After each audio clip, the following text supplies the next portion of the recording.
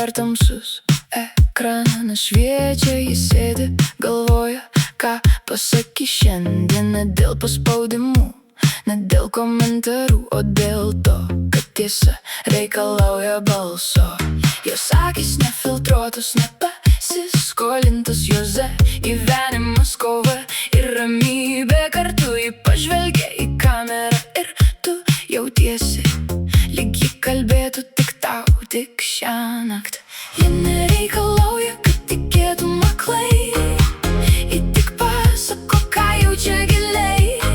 Ir todėl likai ir sugrįžti vėl, nes tokia tiesa reta kaip žvaigždė. Ji žino, kur kelias, kai tamsu aplinkui. Ji žino, kaip kalbėt, kai visi tyli. Šnekorka, šnekorka, tavo širdis ramybės sala. Šnekorka, šnekorka, stipri sieloje, stipri kasdien.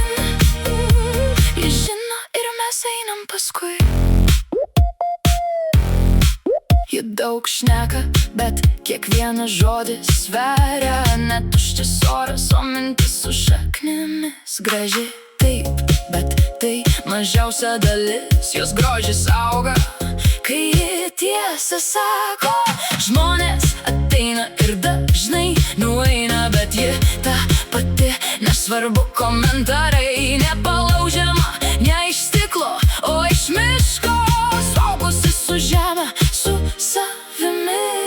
Ji nereikalauja, kad tikėtum aklai, ji tik pasako, ką jaučia giliai.